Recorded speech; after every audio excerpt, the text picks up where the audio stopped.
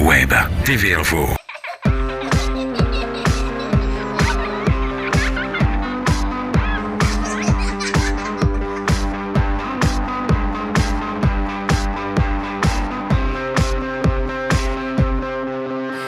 Donne-moi de la morphine, des amphétamines, de l'opium dans le cul, de la coke à lécher, je ne sais pas. Quelque chose pour me tenir, me retenir, ou bien au contraire pour me laisser tomber. Ne pas rester dans cette indifférence, dans cet à peu près quelque chose, dans ce certainement presque rien.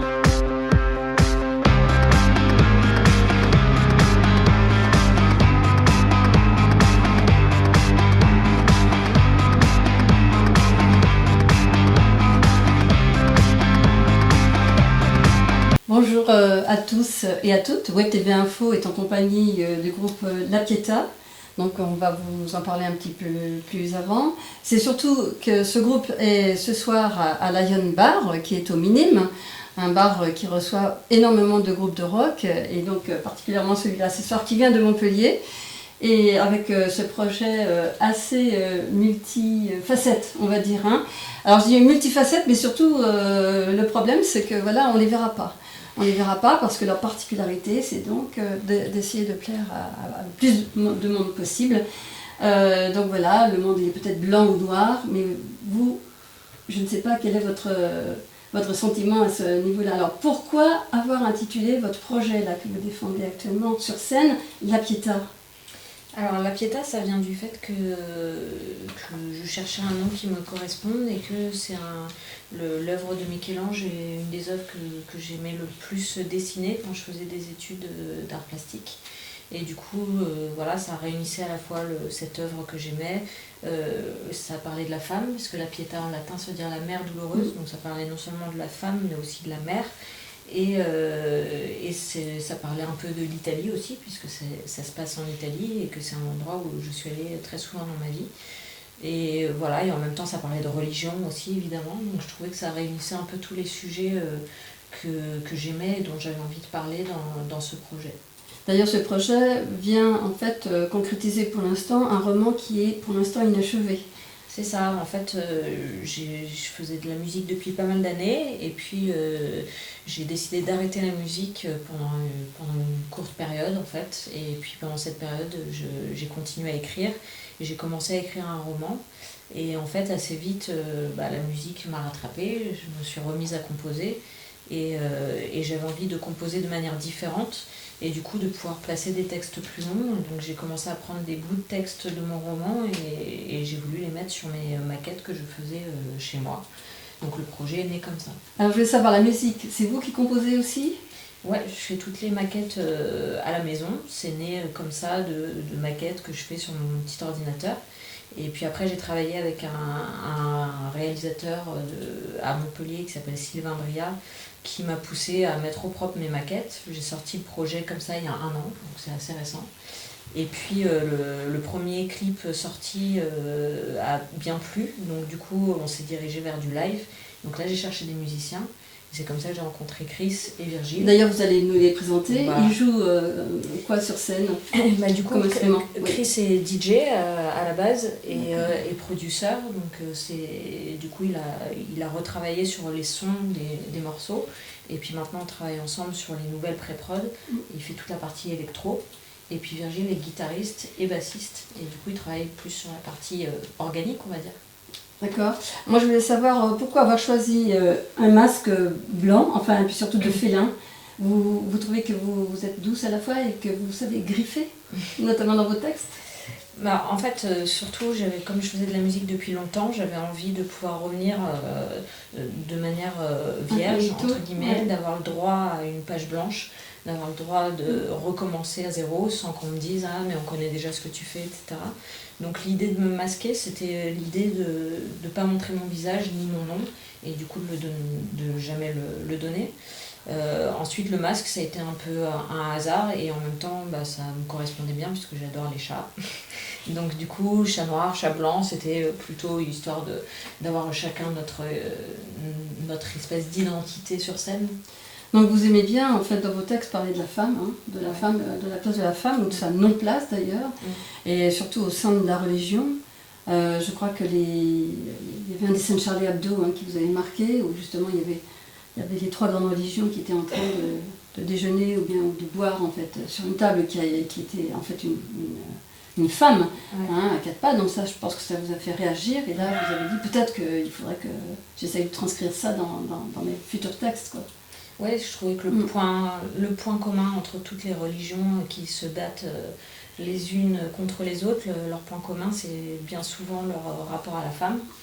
Et du coup, moi, j'avais envie de parler de ça, de parler de la femme dans la société, de parler de la femme et de la sexualité, du fait d'être mère, du fait d'être sexuée ou asexuée selon le rôle où on nous place.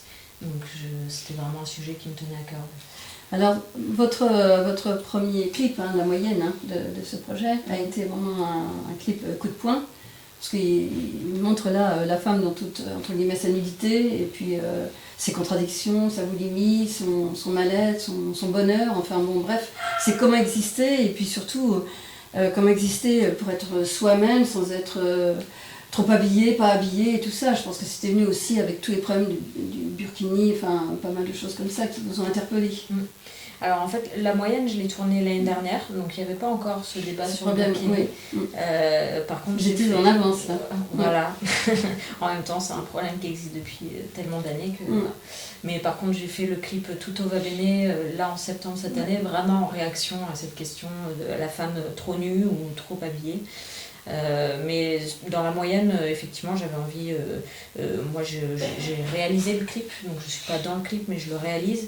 Et j'avais envie de donner mon regard sur la difficulté d'être une femme. Donc oui, ça parle de boulimie, effectivement, ça parle de sexualité, ça parle d'avortement, ça parle de pas mal de sujets pas très très gays.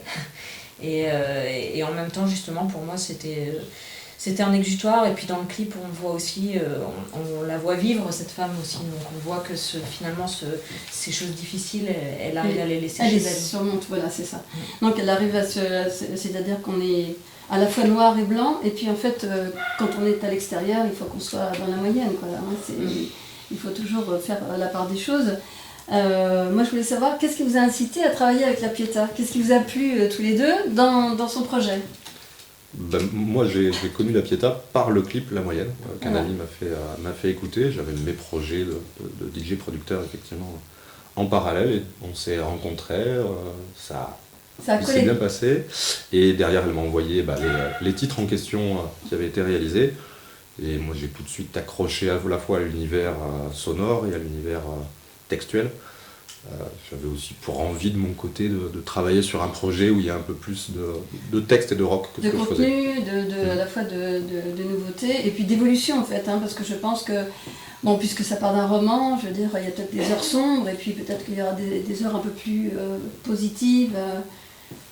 Qui sait? Jamais. Donc en fait, c'est comment faire passer un petit peu des choses extrêmement sombres avec soit des images qui sont chocs, ou bien des sons aussi qui sont certainement porteurs. Ouais. Après, ce qui est bien aussi, c'est que malgré tout, il y a du côté noir et beaucoup de noirceur, mais après, l'ambiance musicale et sonore n'est pas non plus tout à fait noire. On n'est pas dans quelque chose où on est dans quelque chose où on peut danser aussi dessus, mais c'est bien parce que c'est un peu le paradoxe de ce qui est raconté dans les textes, c'est qu'il y a quelque chose qui est noir, il y a quelque chose qui est du mal-être, mais en même temps on doit continuer. On doit continuer, on peut danser sur la Pietà aussi, c'est pas interdit quoi. Donc voilà. L'idée c'est que ça soit de toute façon exutoire. Donc c'était réellement un exutoire pour moi au départ. Quand je l'ai fait, j'avais envie que ça soit un projet pour moi et j'étais pas sûre de le sortir de ma chambre. Et puis après, je me suis rendu compte que le fait que ça soit exutoire pour moi, ça pouvait être un exutoire pour le public aussi. Et donc l'idée, c'était cracher entre guillemets ce venin. En même temps, j'essaye qu'il y ait toujours un peu d'espoir dedans. Et effectivement, faire un paradoxe musical, parce que l'idée, c'est justement quand même d'inciter les gens à pouvoir sortir leur douleur et en faire quelque chose de positif, danser, chanter. Alors justement, quand on exprime beaucoup de douleur, et notamment là, en étant dans la nudité, etc., communiquer via les réseaux, c'était un problème pour le premier clip. Facebook a dû certainement retenir un maximum les vannes, hein, quoique maintenant on peut le voir sans problème hein, sur les réseaux, mais je veux dire, il a fallu surmonter ça, quoi. C'est-à-dire, en fait, on a l'impression que Facebook bloque plus la nudité que ce que vous disiez peut-être, la burqa ou des choses comme ça. Oui, ou que la violence même. Que la violence, voilà. C'est vrai que c'est quelque chose qui est choquant pour moi, parce qu'en plus, j'ai l'impression de voir une évolution dans le mauvais sens des choses. J'ai sorti mon premier disque il y a 13 ou 14 ans, il y avait un téton dessus, et à l'époque, mais on ne se posait même pas la question. Et c'est vrai que là, en fait Facebook, c'est des ordinateurs, quoi, et des cases, donc c'est pas le clip en lui-même, parce qu'ils vont même pas regarder le clip. C'est l'image qui est mise en avant, il faut surtout que ça soit lissé. Après, par contre, c'est des clips, on va dire que des clips sortis par des maisons de disques, etc., elles peuvent être sponsorisées, c'est ce qui permet de faire beaucoup de vues, etc. Nous, c'est impossible de faire de la publicité. YouTube, à l'époque, je leur avais demandé, ils m'avaient dit jamais aucune publicité sera acceptée sur votre clip. Ce qui fait que chacune des vues, c'est par du bouche à oreille, on ne pourra jamais en faire la promo, quoi. Donc finalement, alors la promo donc, est compliquée. Là, vous faites partie de la tournée Girls Don't Cry, donc qui a encore beaucoup de dates hein, jusqu'en début d'année prochaine. Moi, je voulais savoir, vous êtes content d'avoir un tourneur maintenant, afin de pouvoir communiquer de cette façon. Oui, bien sûr. De toute façon, moi, je suis très contente de reprendre la route parce que c'est quelque chose que j'ai toujours adoré et ça me rappelle à mes premières heures en reprenant le van, tous ensemble, à porter le matériel, etc. Vous allez la suivre tout le temps ? Bah oui, c'est On est obligé. Bon. Je crois qu'on est un peu obligé là. Ils sont attachés, là, je sais pas si on voit à la caméra J'allais les menottes. Dommage. Nous sommes des hommes soumis. Donc, non, mais c'est effectivement, il y a cette tournée Girls Don't Cry qui nous tenait à cœur parce que c'est une tournée organisée par le label Le Petit Chat Noir Records, où on tourne avec le groupe Vox, qui est aussi un groupe avec une nana au chant qui envoie bien. Mélodie. Voilà, exactement. Voilà. Et c'est dans un registre très différent d'une autre, donc c'est très chouette parce qu'on s'entend très bien. Il y a un point commun de nana qui sont des vraies rockeuses et tout. Mais par contre, c'est très différent. Vous êtes différents comme univers, hein, c'est pas du tout le même contenu. Ouais. Eux, c'est un contenu, je veux dire, je m'en fous un peu. Enfin voilà, la vie n'est pas belle, mais on fait avec, on danse, voilà. Vous, c'est autre chose, c'est-à-dire, voilà, la douleur, il faut qu'elle s'exprime, il faut qu'elle serve à quelque chose, il faut qu'elle serve à avancer. Ouais, la grosse différence aussi, c'est que moi j'écris en français, et que c'est une volonté, et que le projet part des textes, et que moi, ma musique est toujours partie des textes, que Vox est un groupe de rock en anglais, et que c'est un choix de leur part, donc c'est vraiment deux choix très différents. Mais du coup, c'est super bien de pouvoir partager la scène ensemble. Et puis il y a aussi des expos qui sont itinérantes avec nous sur la tournée. Avec des peintres et voilà, des artistes dessinatrices de Montpellier, Sandra Vérine qui fait des concerts, des dessins en concert, donc c'est en direct pendant les concerts qu'elle fait des dessins. Ça donne quelque chose de très très sympa. Et Léo Caddy qui est designeuse et dessinatrice, qui a aussi des œuvres très sympas. Donc voilà, on est content de faire cette tournée. Et puis on a aussi nos dates à nous à côté de ça, parce qu'effectivement on a un tourneur.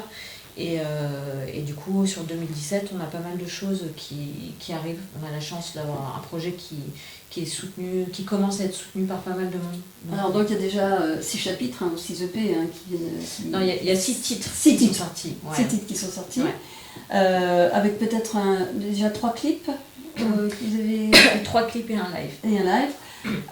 Maintenant, les gens n'ont pas forcément envie d'acheter un CD, puisque maintenant, voilà, vous faites comment Alors, distribuer sur des clés USB, sur quel format, sur des plateformes. Mon idée de départ, justement, parce que je réfléchissais beaucoup aussi au milieu du disque et à comment ça se passe à l'heure actuelle. Donc j'avais effectivement pas envie de faire des CD au départ, donc j'avais fait des clés USB en forme de carte.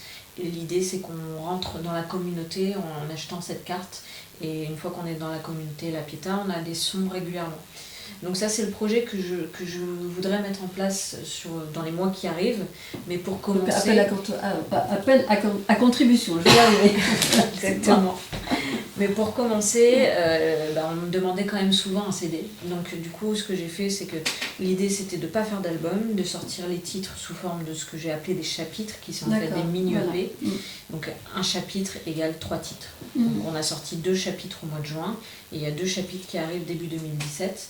Donc ce qu'on fait, c'est qu'on réunit les 2 chapitres sur un CD qui fait 6 titres. Donc du coup, ce prochain CD sortira début 2017.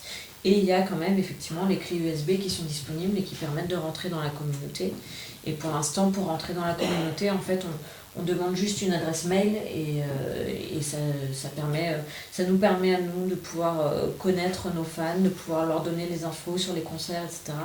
Et puis les fans, ça leur permet de recevoir régulièrement des mails, du son, des vidéos en exclusivité.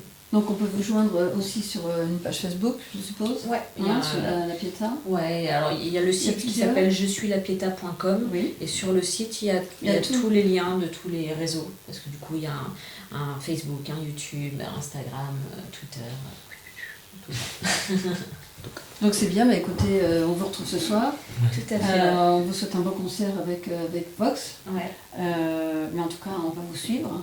Merci. Et puis voir les prochains EP, enfin les prochains chapitres qui seront réunis sur un EP. Ouais. Et puis comme ça, on pourra en faire la promotion aussi. C'est adorable. Donc Web TV Info vous remercie beaucoup de cet entretien. Merci à vous trois. À bientôt.